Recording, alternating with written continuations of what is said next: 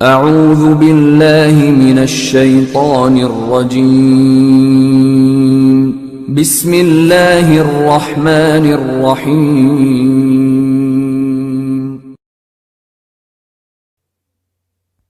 अस्सलाम वालेकुम रहमतुल्लाहि व बरकातहू। हमारे चैनल दावत कुरान और हदीस को लाइक करें और बेल का बटन दबाना मत भूलें। जज़ाकुमुल्लाह।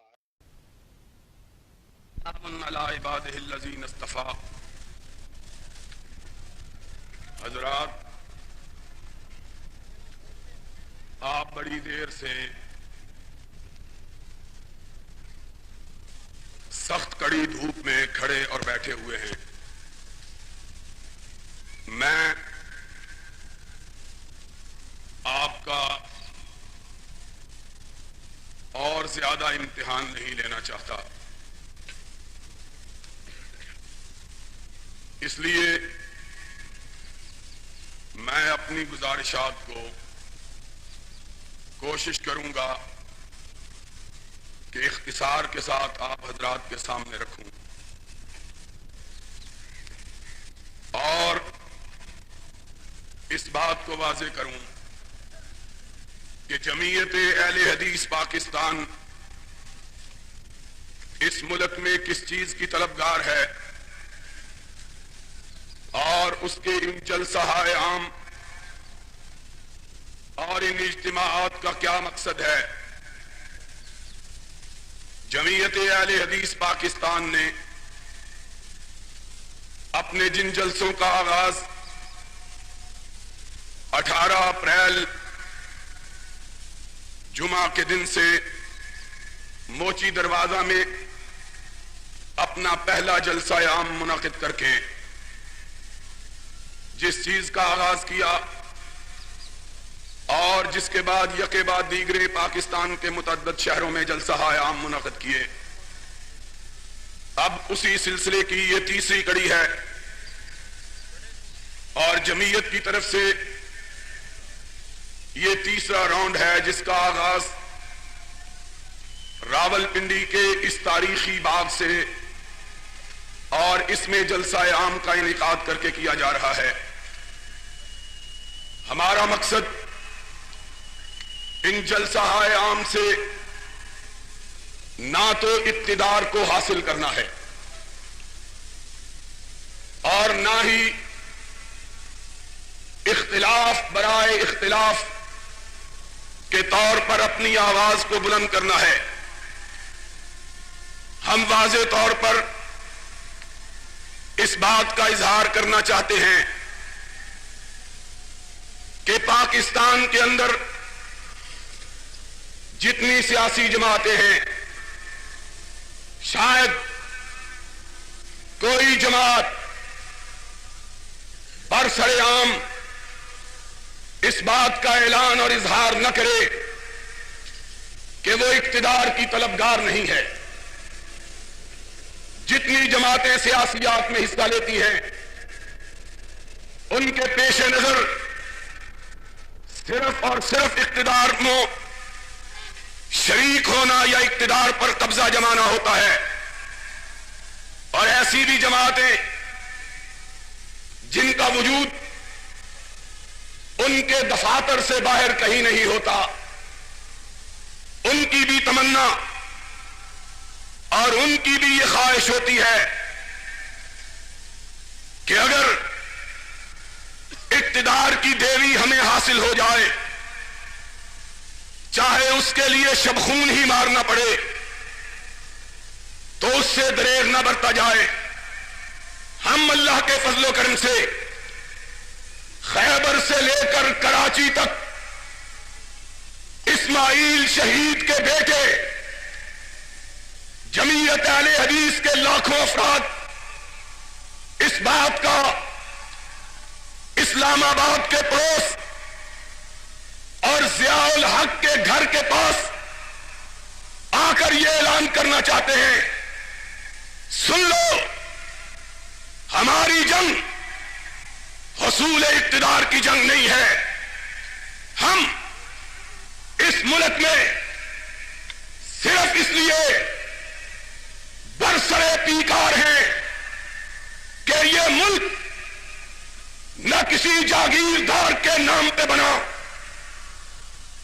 न किसी खानजादे ने इसे हासिल किया, और न ही कोई जर्नैल इसे फतह करके लाया है।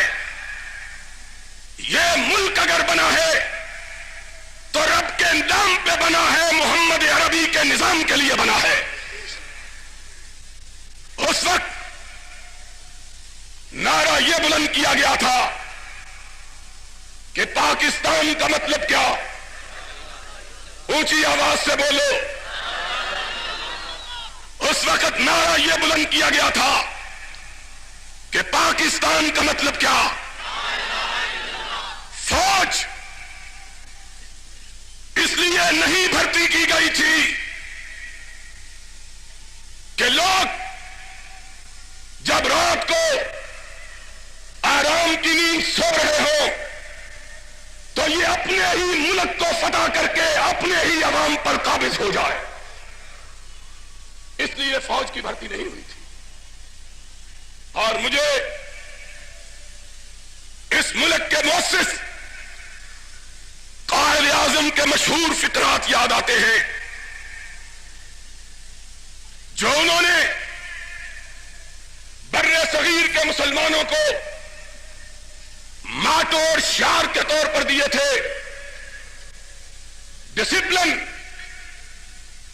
यूनिटी और फेथ, मजहब, इत्तेहाद और इत्तिफाक और ईमान, ये तीन नारे थे जो मुल्क के मुअस्सिस ने बर्रे सगीर के मुसलमानों को दिए। और इन तीन नारों की हिफाजत के लिए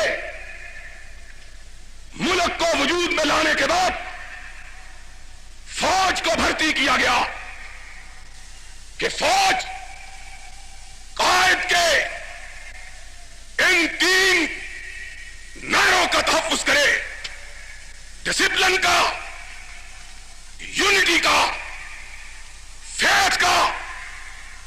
लेकिन मेरा सर शर्म से झुक जाता है और मैं अपने आप को यह बात कहने पर मजबूर करता हूं कि कायद के ये तीनों नारे तीन जर्नैलों ने तबाह किए हैं।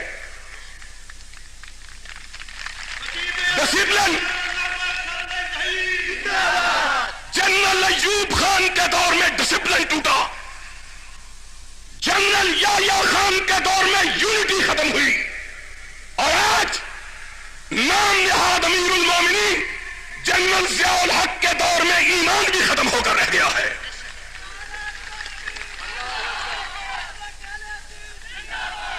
तीन जनरल आए, एक डिसिप्लिन को खा गया, दूसरा यूनिटी को खा गया और तीसरा फेथ को खत्म कर दिया है। और आज मैं ये बात कहने के लिए आया हूं, ज़ियाउल हक साहब, आपको इक्तिदार के भूखे सियासतदानों से पाला पड़ा है, या उन मुल्लाओं से जो मामूली कमेटियों की कन्वीनरशिप पे अपना ईमान फरोख्त कर देते हैं। सुन लो,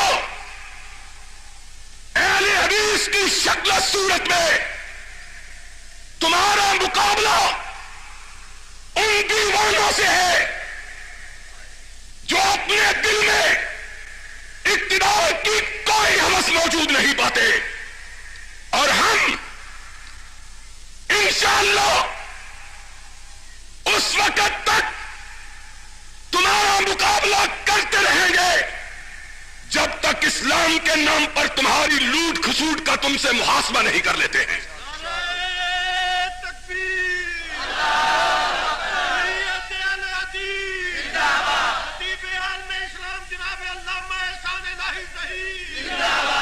खुदा का खौफ करो, खुदा का खौफ उनसे मुतालबा करता हूं कि जिनके बारे में किसी ने कहा था कि खौफ खुदाए पाक दिलों से निकल गया। खौफ खुदाए पाक दिलों से निकल गया और आंखों से शर्म सरवरे कौनों मका गई। उनसे खौफ खुदा का मुतालबा। इस मुल्क में क्या जुल्म नहीं हुआ है। लोगों,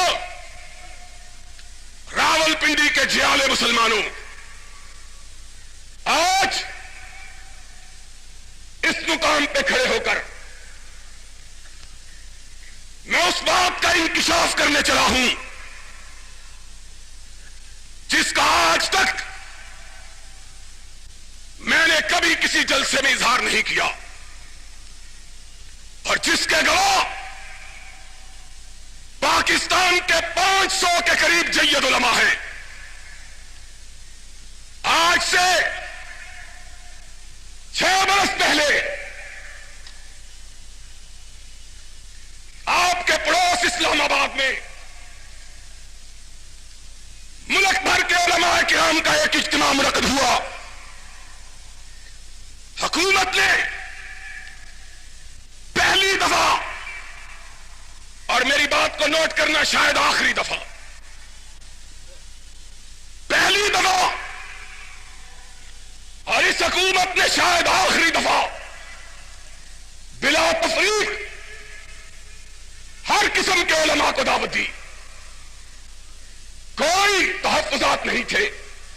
अगर तहफ्फुजात होते तो हम जैसे वहाबियों को न बुलाया जाता।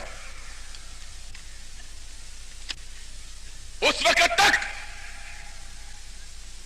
उनको वहाबियों की सिफत का इल्म नहीं हुआ था कि वहाबी वो होता है जो तलवार की धार पे भी सच कहता है और जाबिर हुक्मरान के सामने भी कलमा हक बुलंद करता है।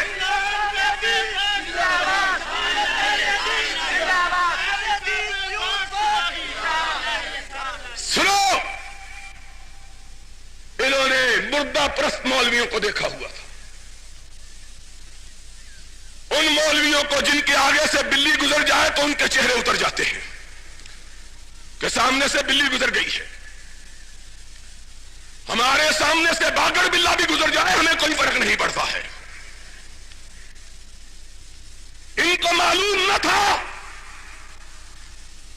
कि शाह शहीद के मानने वाले अपने सीनों में कौन सा दिल और अपनी जुबान में कितनी सच्चाई की तड़प रखते हैं। उस इज्तिमाए उलमा में जनरल मोहम्मद ज़ियाउल हक ने ऐलान किया, आज से मैं इस मुल्क में हुदूद ऑर्डिनेंस के लिबास का ऐलान करता हूं। इस्लाम नाफिज हो गया। मौलवी 3 किस्म के थे। एक वो मौलवी जिन्होंने सिर्फ माशा अल्लाह सीखा है, जिनको औज़ु बिल्लाह आता ही नहीं। अगर मुझे माफ कर दो, आज भुट्टो के खिलाफ नारे बुलंद करते हैं वो मौलवी जो रास्ते में खड़े होकर उसको सपासनामे पेश किया करते थे।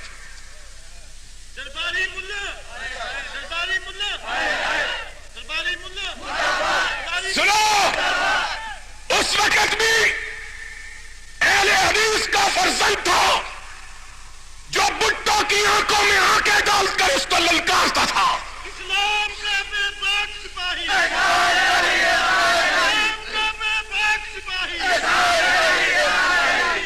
45 केस उस दौर में भुगते, 2 कत्ल के केस भुगते।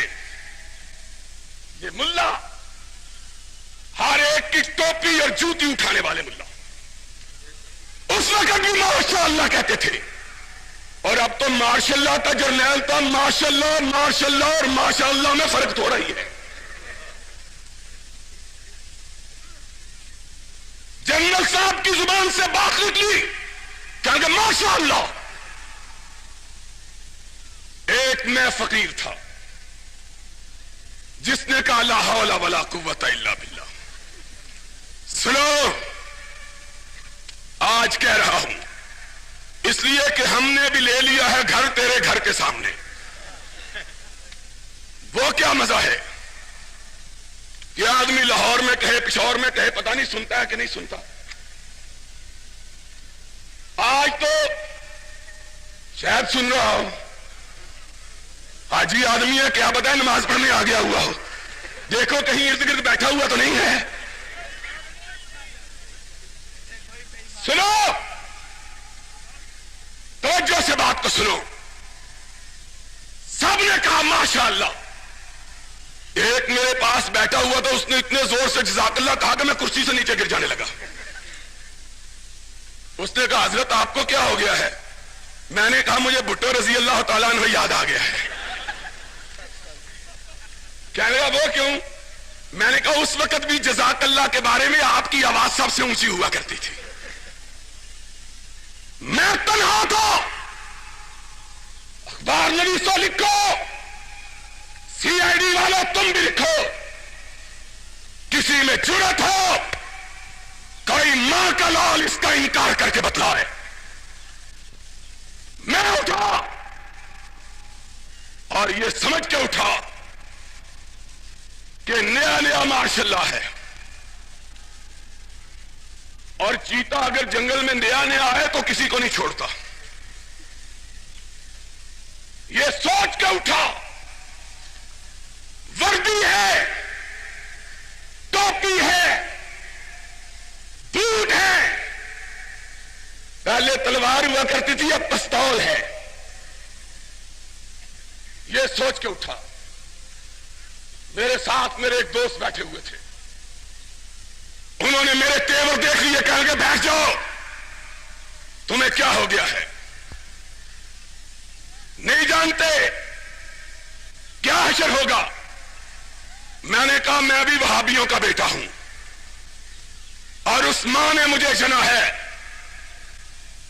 उसने मुझे दूध पिलाया है कि अगर मेरी लाश को तख्ता दौर पर भी लटका दिया जाए तो मेरी मां पलट के यही कहेगी अभी इस खतीब के मिंबर से उतरने का वक्त नहीं आया है। इस्लाम का बेबाक सिपाही, इस्लाम का बेबाक सिपाही। मैंने कहा सुनो, माशाअल्लाह सुभान अल्लाह जज़ाकल्लाह की आवाजों को बंद करो। मैंने कहा ज़ियाउल हक साहब, खुदा का वास्ता है ये जुल्म न कीजिएगा। लोगों की परेशानियों पे शिकने पड़ गई। एक दीन का तालिब इल्म इस्लाम के निफाज के ऐलान पर खुश होने की बजाय परेशान, रोक रहा है, नुक्ताचीनी कर रहा है। मैंने कहा सुनो, मत करो ऐलान, ज़कात लेने का ऐलान मत करो, जना पर संसार करने का ऐलान मत करो, शराब पर दुर्रों का ऐलान मत करो, कज़ब पर झूठ पर दुर्रे मारने का ऐलान बंद करो। इसलिए कि जो हुक्मरान काबे के अंदर खड़े होकर झूठ बोलता हो वो झूठ की सजा नहीं दे सकता है।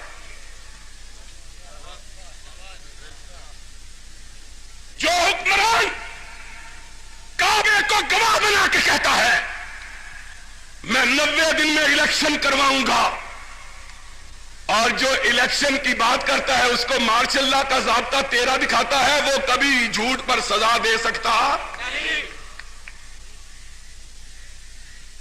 तुम ज़कात नाफिज मत करो।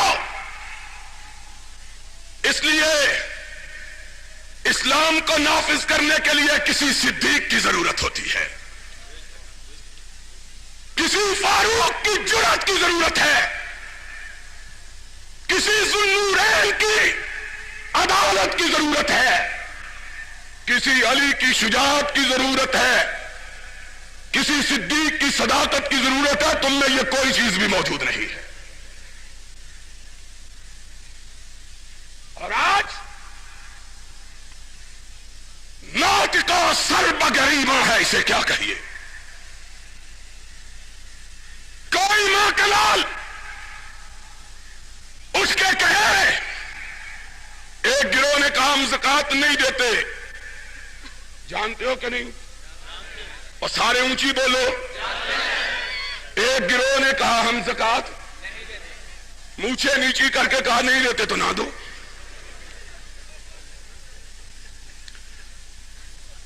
एक हिंदू से एक पठान लड़ने के लिए आया, अरे कहा खोचा हज जाओ रास्ते से। बाबा अब्दुल अजीम, एक हिंदू लाला एक पठान से लड़ने आया, समझता है बात कि नहीं? उसने कहा खोचे हट जा रास्ते से। उसने कहा नहीं हटता। पठान तो ना, पठान कहां हटता है? और पठान कहां हटता है? जिसने पठानों की क्या कहें,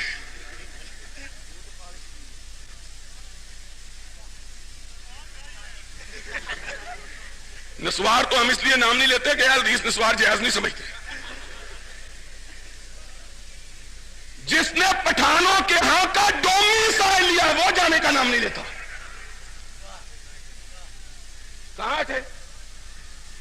उसने कहा हिंदू लाले हट जाओ। उसने कहा मैं भी नहीं हटता। पठान ने तलवार निकाल ली। हिंदू लाला सियाना था, कहने लगा देखो हम दोनों लड़ेंगे, मर जाएंगे, हमारे बीवी बच्चे क्या करेंगे? उसने कहा फिर खोचे क्या कहता है? उसने कहा पहले तू अपने बच्चे मारा, मैं अपने बच्चे मारा हूं, फिर आके लड़ लेंगे। खान बाबा भागा हुआ गया, सबको खत्म किया, फिर मूछों को बल देता हुआ आ गया, उधर से लाला भी बल देता हुआ आ गया। हट जाओ। लाले ने कहा खान लड़ते क्यों हो? लो हमने मूछ नीची कर लिया, तू आगे गुजर जा। ये हमारा जर्नैल, ये मुसलमानों का कायद, ये अमीरुल मोमिनीन। और राजीव गांधी जिसको सिख नहीं मानते, हमारा अमीरुल मोमिनीन उसे मानता है। ये कहता है लाला बीबी इंदिरा गांधी के भी बच्चे, हमने अपनी मूछ नीची कर लिया, तू चाहे तो सियाचिन पे कब्जा कर ले, चाहे जिस चीज पे कब्जा कर ले, हमको कुछ न कहे। शर्म करो। अभी पाकिस्तानी मुसलमानों की रगों में मोहम्मद अरबी की गैरत मौजूद है। और इंडिया वालों सुन लो, ये हुक्मरान जिनको आवाम की ताईद नहीं है, मैं ऐलान करता हूं हम इनसे इक़्तिदार छीनेंगे और इनका किया हुआ कोई मुआदा बुज़दिली पर मबनी बाकी नहीं रहने देंगे। इस्लाम का बेबाक सिपाही, इस्लाम का बेबाक। सुनो, इंडिया के आगे मूछें नीची हैं। बबरक कारमल के जहाज हमला करने आते हैं, इस तरह कुल वल्ला पढ़ के वापस आ जाता है जिस तरह बन्नी की मस्जिद का मौलवी आ जाता है। जर्नल हो, चांद वाले हो, सितारों वाले हो, फौज वाले हो और पीर पगाड़ा वाले हो, जनेजो वाले हो, कितने कितने खूबसूरत सिपाही तुमने रखे हुए, लड़ते क्यों नहीं? कह रहे बबरक कारमल तकड़ा है। हमने कहा उधर नहीं लड़ते तो कश्मीर में लो, ये कश्मीरी बाबा हमने बिठाया हुआ है। कह लगा इंदिरा का बेटा भी तकड़ा है। हमने कहा उधर लड़ो, कह लगे उधर चीन है वो भी तकड़ा है। हमने कहा इधर लड़ो, कह लगे इधर अमेरिका है वो भी तकड़ा है। हमने कहा फिर माड़ा कौन है? कह लगे हमारे अवाम माड़े हैं, उनसे लड़ेंगे। और मैंने कहा एक दिन मैं गुजरावाला अपनी वालदा से मिलकर लाहौर आ रहा था। माल रोड पर देखा फौज पुलिस असला लिए भागी जा रही है। मैंने कहा कहां जा रहे हो? कहेंगे बॉर्डर पे जा रहे हैं। मैंने कहा बॉर्डर का है? कहेंगे रीगन चौक जो है हमारे खिलाफ जुलूस निकला हुआ है। सुन लो, जो अपनों के खिलाफ लड़ते हैं वो बेगानों से लड़ सकते हैं। चाहे किसी तवीज देने वाले मौलवी से तवीज दी के देख लो। सुन लो, तुमने इस्लाम का नाम लिया, हाय शराब तेरी कौमी असेंबली में बतलाया गया है कि इस साल पाकिस्तान के अंदर शराब की पैदावार इतनी ज्यादा हो गई है कि पाकिस्तान में इससे पहले कभी पैदा नहीं हुई। ये वो सदा है जो हुकूमत ने पास की थी। अरे रेस जानते हो? अब बोलो, रेस जानते हो? घुड़दौड़ का जुआ कुत्ता ने अवाम के मुतालबे पर इस जुए को बंद किया। ज़ियाउल हक ने इस्लाम का नाम लेकर इस जुए को खोल दिया। सुन लो, और जिससे बेवफाई करो, मोहम्मद के रब की कसम है, मोहम्मद के गुलाम अहले हदीस तुम्हें मोहम्मद के दीन से बेवफाई करने देंगे? और ऊंची बोलो, बेवफाई करने देंगे? हमारा मकसद ये है इन जलसों का, हमने इस मुल्क में कुरान को ला के रहना है। ऊंची बोलो कुरान को, और ऊंची बोलो कुरान को, मोहम्मद के फरमान को। और किसी डिक्टेटर को इस मुल्क में मनमानी करने की इजाजत, ऊंची हाथ करके बोलो, किसी डिक्टेटर को इस मुल्क में मनमानी करने की इजाजत है? इस मुल्क में रब का कुरान आएगा। उठ के बोलो, इस मुल्क में रब का कुरान, इस मुल्क में रब का कुरान, इस मुल्क में मोहम्मद का फरमान। और जो इस्लाम में रुकावट बनेगा, यहां से आखिर दावाना अल्हम्दुलिल्लाह।